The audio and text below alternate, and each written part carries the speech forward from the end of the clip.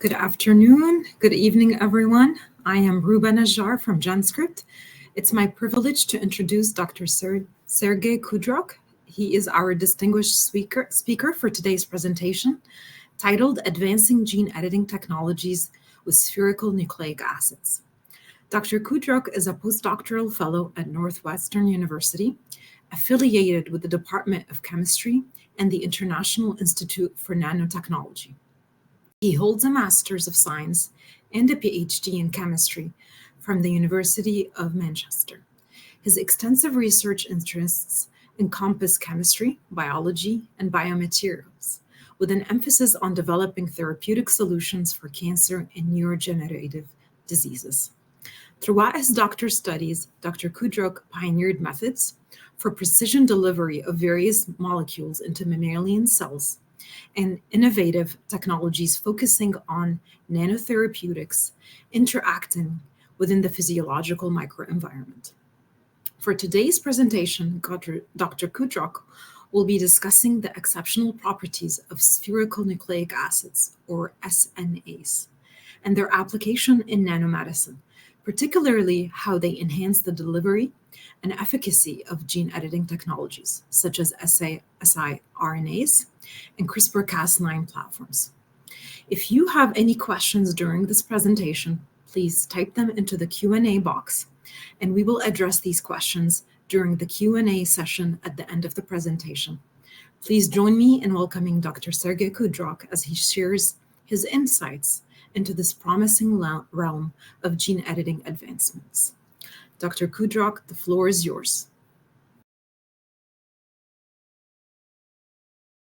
Good afternoon, everyone. Thank you for this great introduction, and I am extremely thankful for this invite from GenScript organizers to speak at this conference, and it's a great honor to speak alongside these tremendous leaders in gene and cell engineering. And today I would like to talk about how we can advance gene editing with technologies like spherical nucleic acids, which is a modular platform which we can apply to many diseases. And in general, the promise of gene regulation lies in its potential to precisely control the expression of genes, enabling targeted therapies for a wide range of diseases. By modulating the gene activity, we can correct genetic disorders, enhance the body's immune responses, and also suppress harmful genes that contribute to conditions, for example, like cancer. And there are a lot of advances right now in gene regulation technologies such as CRISPR or RNA interference, and they offer the ability to fine-tune genetic expression with high specificity and minimal off-target effects. For example, antisense DNA, ASOs, or siRNA with small interfering RNA are two powerful approaches in gene silencing and regulation. For example, ASOs are short, single-stranded DNA or RNA molecules that bind complementary to mRNA sequences, leading to the degradation of a target mRNA or inhibition of its translation. This method is highly specific and can be designed to target virtually any gene. siRNA, on the other hand side, involves double-stranded RNA molecules that are processed by the cellular machinery to produce short fragments that guide the degradation of complementary mRNA. Both approaches are used to reduce the expression of specific genes and offer great potential for treatment of genetic disorders, cancers, or other diseases, which by effectively silencing harmful genes and modulating the gene expression pathways. But there are also some problems with these approaches. When we just look at the bare antisense DNA or small interfering RNA, we have a problem with pharmacokinetics. They degrade or are cleared by the body very fast. And we have also a lack of cytosolic exits since it's a very highly negatively charged components. On the other side, we have also, as a gene regulation tool, the CRISPR-Cas9 or CRISPR-Cas13, and we're very revolutionary editing platforms with distinct mechanisms. For example, Cas9 is an endonuclease that creates double-stranded breaks in DNA at specific locations, guided by a complementary RNA sequence, allowing for precise genome editing by adding, removing, or altering the genetic material. Cas13, in contrast, targets RNA instead of DNA. It uses guided RNA to bind the complementary RNA sequences, enabling the specific cleavage and degradation of targeted RNA molecules. This RNA targeting capability makes Cas13 also a powerful tool for studying RNA function, regulating the gene expression, and developing antiviral therapies by degrading viral RNA, for example. They offer these great advantages, but again, they have multiple problems. For example, the size barrier offers large macromolecule. Also, the other problem is how we can maintain activity. And also, we have high degradation rates of a specific enzyme inside of a body. And we as a chemist, we have the tools to target these drawbacks, utilizing the assembly and nanoarchitectures of the biomolecules of our desire. And one of promising nanoarchitectures which utilize individual biocompartments in a 3D placement to achieve biological advantages are spherical nucleic acids, or in short term, SNAs. And these structures have a generalizable platform. We have inside a generalizable core, which can be PLGA, polymer particles, for example, or liposomal core particle, or protein core particle. And when we utilize this core, we can decorate the exterior of our core with nucleic acid shell. And by doing that, we have a few advantages for our biological systems. For example, we have increased stability in serum or also in the bloodstream. We have a more controllable immune response of our nanoarchitectures.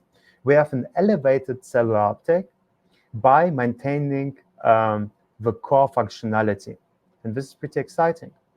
When we look at more biological cellular interactions, as I said before, our particles can be, the SNAs can be biocompatible, they're resistant to degradation, and they can efficiently getting uptaken by scavenger receptor-mediated endocytosis. And here it's the modular platform is getting leveraged because excitingly we can fine-tune where these particles can go inside of the cellular organelles. For example, for using our SNAs as immunotherapeutic, we would like to activate them in endosomes to stimulate the toll-like receptor. But by modulating the nanoarchitecture in our direction, we can also achieve endosomal escape and also access, for example, to the nucleus for efficient gene editing. And as described before, the SNAs are very modular, but the old generation of SNAs showed already a lot of advantages, although we didn't introduce the fine-tuning of the nanoarchitecture. And it showed a significant potential in wound healing by enhancing, for example, for delivery of nucleic acids to target cells. It was accelerate wound closure, what you see on the upper left side, and also improved tissue regeneration in treated wounds by also modulating the reduced inflammation. On the other side, we have also some successful results where to treat glioblastoma cancers inside of a mice, for example, which is a highly aggressive brain cancer. And we saw a significant tumor reduction in animal models when we treat the animal models with spherical nucleic acids, which carry a microRNA sequence to modulate the environment. And we also we have extended survival rates in those particles. On the other side, we have also retinal diseases, which we can target. And with SNAs, we can preserve retinal structure and function in animal models and reduce the retinal degradation by also modulating the gene expression associated with retinal degenerative diseases. And last but not least, we have been successful to treat psoriasis, and we had a significant reduction in psoriasis symptoms, including decreased inflammation, and we had also reduced abnormal proliferation of these specific cells. And as I described it before, the platform is very exciting, but the old generation, as I described before, have still some limitation escaping the endosomes. And right now, people are already utilizing different approaches to push the endosomal escape.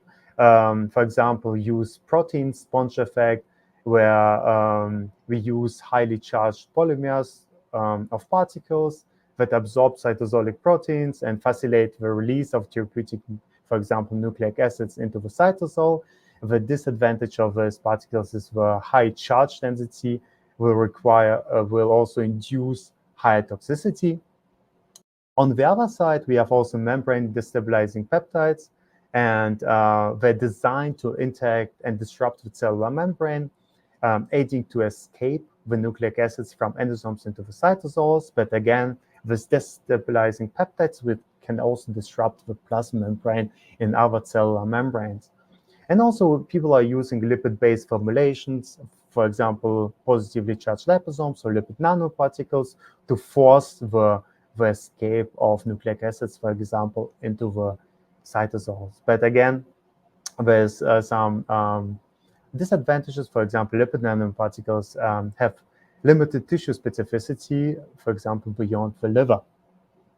Yeah, and each of these strategies has shown promise in improving cytosolic access for SNA structures and other nucleic acid-based therapies, but they also come with challenges. And these challenges we would like to address. And this reason, like in this talk, I would like to try to answer two different questions. And the first question is, can spherical nucleic acids architecture improve small strand regulators by tuning the SNA structure, and also by maintaining one defined architecture? And also, can we apply this knowledge to different cores of the spherical nucleic acids? And one of the very accessible, stable polymer PLGA nanoparticle core, which we can use for rapid DNA conjugation, is, in this case, the PLGA SNA. And we fabricate these PLGA SNA particles using the process involved in dissolving PLGA in an organic solvent, emulsifying it with a nucleic acid solution in an aqueous phase, and then evaporating the solvent to form solid particles. And after the surface modification with nucleic acids, we can observe the increased biological advantages of the spherical nucleic acids. As one of quality control of these particles, we're using, for example, AFM or TM.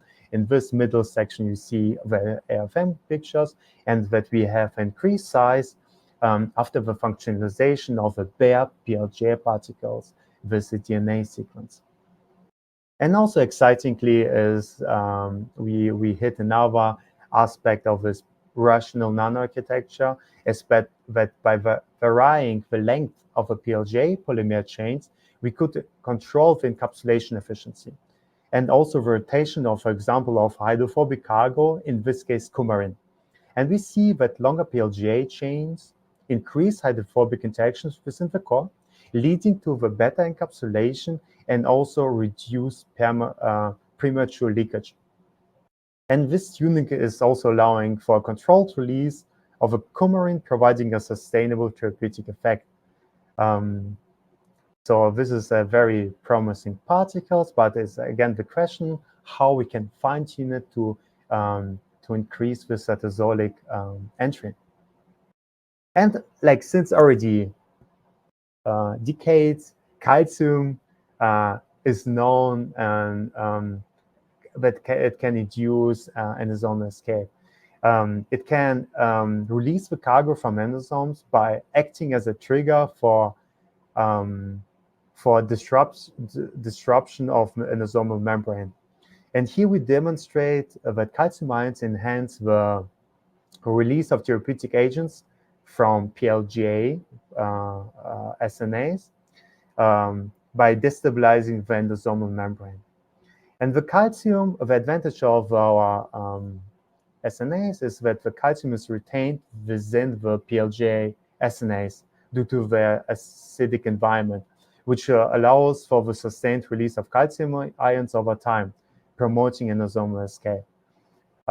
What you see in the lower left graph, we have a reduced dissociation of calcium ions from the PLGA particles, PLGA SNA particles compared to the free sRNA, where each can also complex calcium ions. And also to understand this specific nanoarchitectures, can they really escape the endosomes? And here we used the FITC DNA flare, which was used to study assess the cytosolic accessibility. We modified the specific flares with styrosol orange, and when they interact with RNA of choice, we would have fluorescence turn on. And in this confocal images, you see that we have increased fluorescence turn on when we use a T21 sequence on our PLGA SNA particles, and which are salted with calcium. In comparison to the control sequence, which was an A21 flare sequence, which can't bind, for example, for the specific to the poly-A tails of the mRNA inside of the cytosols. And further, we ran T21 and A21 as a control, where we didn't induce any calcium salting, and you observed a very significant drop of the signal. So after proving that we have enhanced cytosolic access, we also look at the cell uptake and where are our PLGA SNA particles are located. And on the lower left confocal graph, you see after determined time, we see on the left side PLGA SNAs colocalizing these endosomes.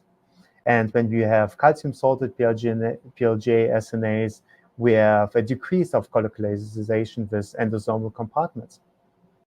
And this also, like after understanding how they behave in cells, we also looked how we can decrease the luciferase expression inside of the cells.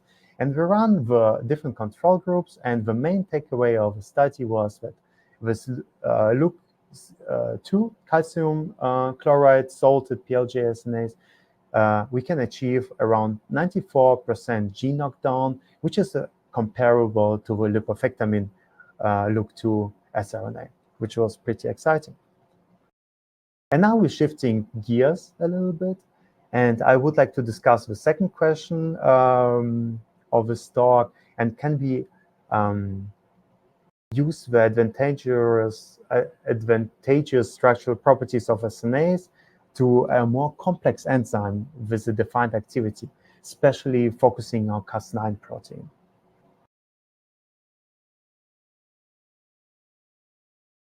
And like by addressing this problem, we have a multi-component issue right now, because Cas9 is a large molecule. It presents significant challenges in gene editing applications, and one major hurdle is the efficient cellular uptake of Cas9, as its large size limits its ability to penetrate the cell membrane, because once it's inside the cell, on the other side, Cas9 must also escape from the endosomes. A process, as discussed before, is often inefficient and can result in degradation of a molecule.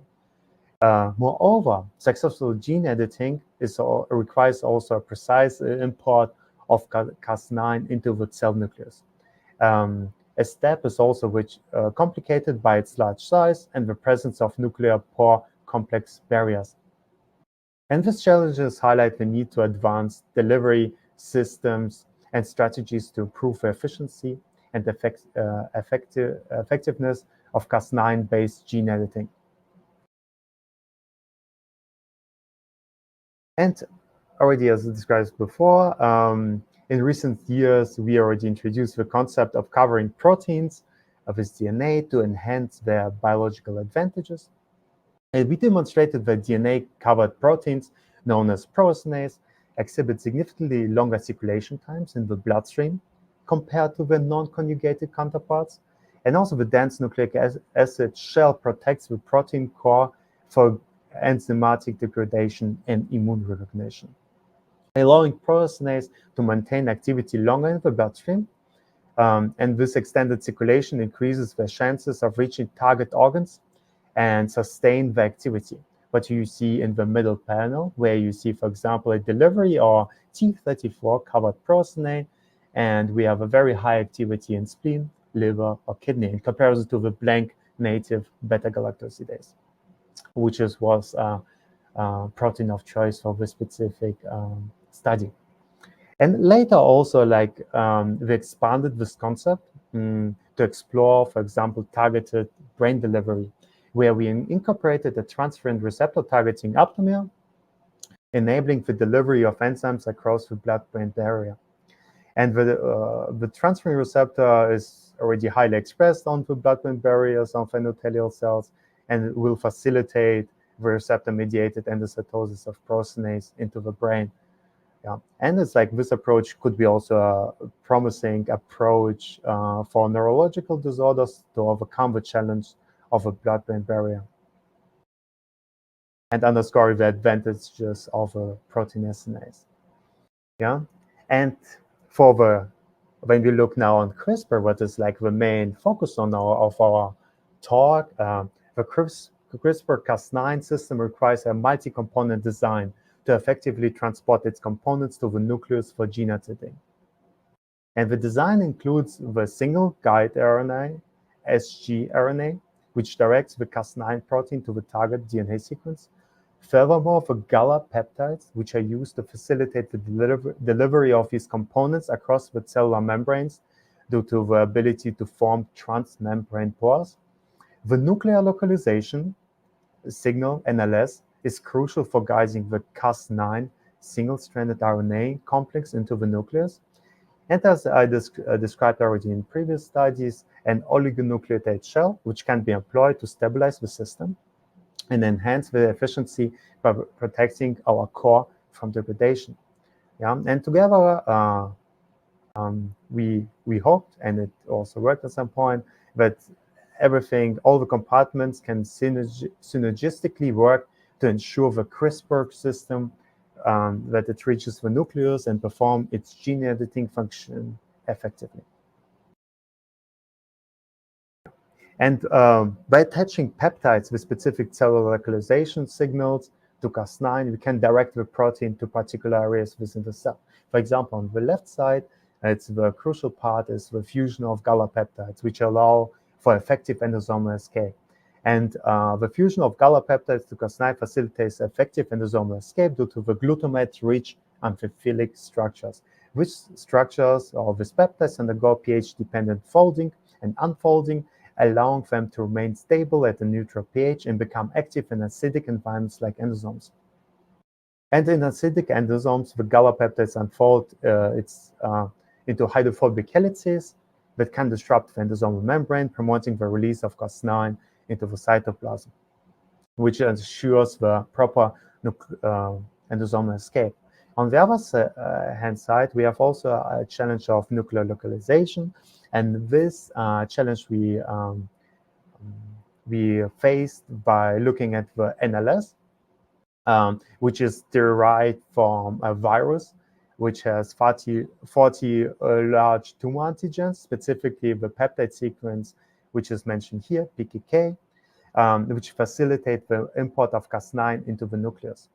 And this peptide can bind to the nuclear pore receptors, such as importin alpha, enhancing the entry of Cas9 into the nucleus where it can access genomic DNA. And the binding of this NLS to importin alpha initiates the transport of Cas9 NLS complex through the nuclear pore complex. Furthermore, let's look again on this complex structure to understand, for example, the cellular uptake of a Cas9 proteinase. We attach for cellular tracking studies an Alexa Flow 647 dye to a maleimide moieties. And what we can see here, when we look at the cellular compartments after 2, 4, and 8 hours, we have a high localization with the endosomes at the beginning of the study, and after 8 hours, we have decreased colocalization between the endosomes and our particles, which shows we have a transport to other organelles or outside of the endosomes. And last but least, the oligonucleotide shell. We need also an approach how to conjugate to the Cas9, and how we've done it. We use the express Cas9 proteins with the attached peptides, which we described before, and the functionalized the surface lysines with a dense DNA shell. And the process involved conjugating amine-modified DNA oligonucleotides to the amine residues of the Cas9 protein surface. And this formation of a dense DNA shell around the Cas9 protein, effectively converting it into a SNA structure. And the SNA structures, we are all characterizing it using UV-vis absorbance spectroscopy to confirm the presence of DNA on the Cas9 protein, as indicated here in the upper right graph by characteristic absorbance peaks. Furthermore, we also use additionally STS-page gel electrophoreses, which we employ to verify the successful conjugation of DNA to the Cas9 protein, showing a shift in the protein bands due to the added DNA. And this transformation allowed for the effective use of Cas9 in various biomedical applications, leverage its unique properties. And we looked, for example, for the simple cell uptake studies, and we can demonstrate when you compare the uptake between the just blank Cas9 protein and our ProSNA, we have a 45-fold increase in cellular uptake efficiency at time hour around 2. And this enhancement was attributed due to the dense DNA shell functionalized on the surface of Cas9, which facilitated better interaction and internalization by cells. And this showing the improved advantage of SNA. Furthermore, and this last slide, we looked also how efficient can CRISPR-SNAs achieve gene editing in different cell lines. We focused here on HuCAT, human bone marrow mesenchymal stem cells, and raw 264. And we looked at the Western blot, and the results showed clearly that the presence of indels indicating successful gene editing in these cell lines. And the CRISPR-SNA exhibited significantly higher indel efficiencies compared to unmodified Cas9, demonstrating the enhanced functionality of SNA-modified Cas9. Notably, the CRISPR-SNA achieved a gene editing efficiency up to 47% in different cell lines and targets. And these are very promising fundamental results, but we still need to understand how these constructs behave in vivo. And maybe in a few years, we can talk about it more in detail with strong, sophisticated data to discuss. But now I would like to summarize my talk. And what I would like to convey you into this talk that Spherical Nucleic Acid is a modular platform which can dictate the cell uptake and provides privileged access to a wide variety of tissue types.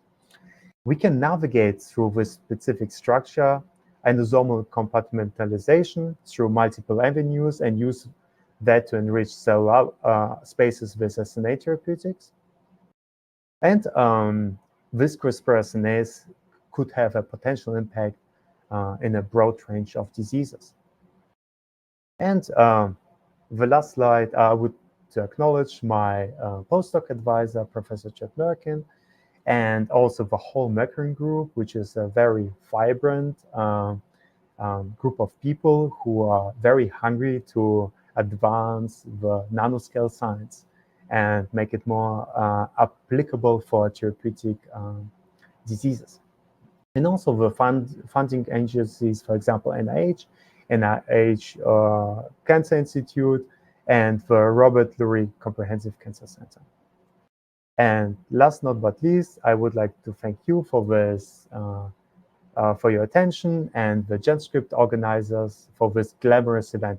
I'm very happy to take any questions. Thank you.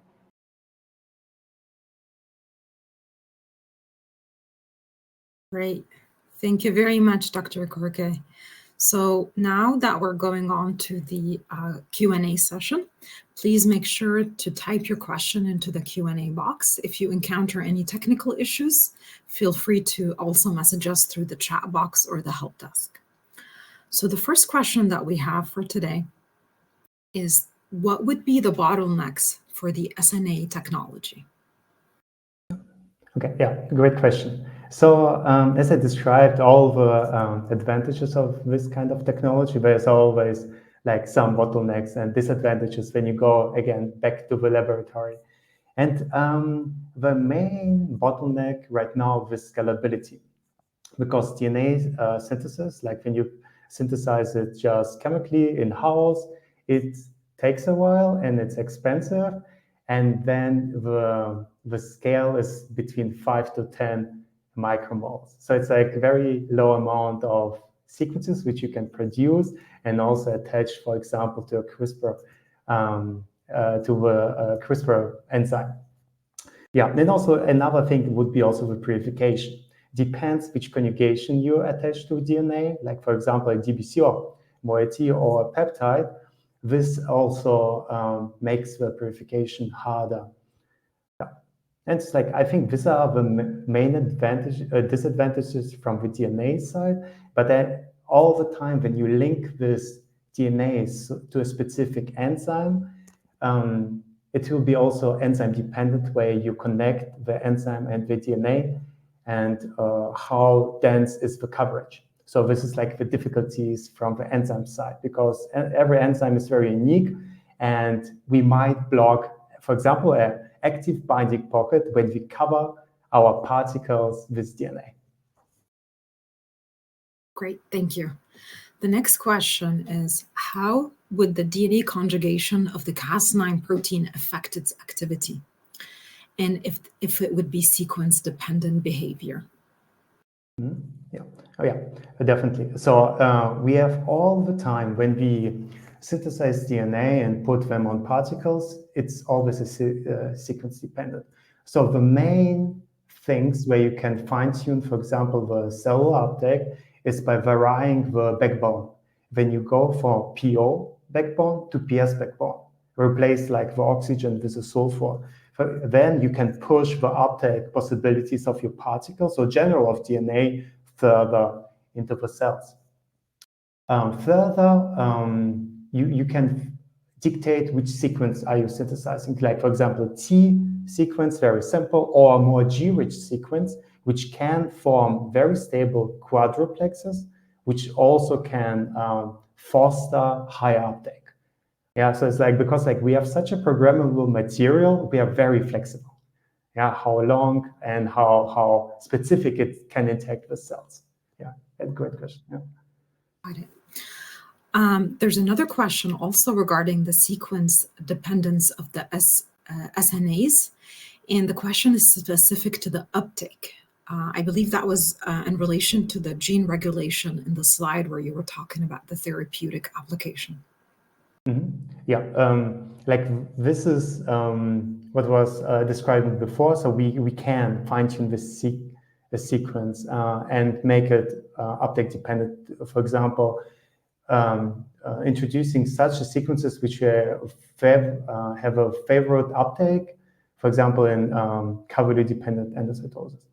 Or when we going into the blood-brain barrier, it's like we can prepare aptamers, which will phase the transferrin receptor, and so introduce also higher transcytosis rate. So it's like, yes, it's very sequence dependent. And furthermore, like depends how long your sequencer is and how sterically hindered is for the enzyme. It will also detect its activity and function. Very interesting. Okay. I think we have a couple more minutes, so I'll keep flying through the questions. I don't know if we'll be able to get through all of them. The next one is in regards to the nucleases that are known to target SNAs. Basically the question is asking if there's any specific ones that you know of. Yeah, it's like very few, and which will degrade. For example, DISA. And for our specific system, when you look deeply into the structure of a pro-SNA, we don't have any redox responsive linkages, for example, or any responsive linkages. So we rely a little bit on the endosome and lysosome to peel the shell and make the enzyme more accessible. Yeah, it's like, for example, we had some papers where we looked how DISA will split the sequence directly at the beginning between the particle and your full sequence. Yeah. Mm-hmm. Very interesting. The next question is specific to injecting SNAs in vivo. And if you have done so, have you looked at the tissue distribution? Basically, they're asking where would it basically go in the cell? Mm-hmm. Okay, also great question. Right now, like the whole SNA platform, the Spherical Nucleic Acids nanoarchitecture platform, started as an immune therapeutic. So at the beginning of the slide, when I said, okay, at the beginning it was for immunotherapy, and at some point it developed also for gene editing. Mm-hmm. And for the specific right now, what we're doing as an immunotherapeutic, we do a subcutaneous injection and also IV injection. For the subcutaneous injection of this small SNAs, we have like lymph node targeting, like depends on the sequence, and liver accumulation. So this is from the subcutaneous side. For the IV side, not like we never injected CRISPR right now, state of the art as I closed the talk, but we injected some other proteins covered with DNA. For example, beta-galactosidase. And we have a distribution across the organs, but also a more enhanced localization in the brain. So we can push it in direction, but we can't push it completely right now. Mm-hmm. Wow, okay. The next question is specific to where you were presenting about the solid nanocores for the nucleic acid delivery. And this individual is trying to understand the emulsion of the solvent evaporation for the PLGA nanoparticles for the surface conjugation. So it looks like the question is, were the nucleic acid surface conjugated onto the PLGA during the emulsion evaporation method? Mm-hmm. Yeah. Yeah. And if so, sorry. And if so, were the nucleic acids soluble in the organic solvent? Okay. Mm-hmm. Yeah. So how we solve this issue? We incubate our PLGA polymers with PLGA azide small polymers. This reason, like we create a core where we have azide moieties around, like with a packed unit and azide shell. This azide shell we're clicking with DBCO DNA. Yeah, and which solvent are you using? We're using acetonitrile as a precipitation method, and the DNA is soluble. Yeah. For example, besides this conjugation, when we would like to attach more hydrophobic moiety, we use like water DMF or water DMSO mixtures, and it's working, and the DNA is stable. Like at least DNA, RNA is like a completely other topic. Like it's very sensitive. Very, very interesting, Dr. Kudruk. Unfortunately, we're out of time at this point. However, if you have any additional questions, please go ahead and still pop them into the Q&A box. We will try to address them as a follow-up. I thank you, everyone, for joining us today, and certainly Dr. Kudruk for a very insightful presentation. Thank you very much. Pleasure to be here. enjoy the conference. Thank you. And for everyone, please don't forget to visit our booths in the exhibit hall. And then, of course, please stick around for the next session. Thank you.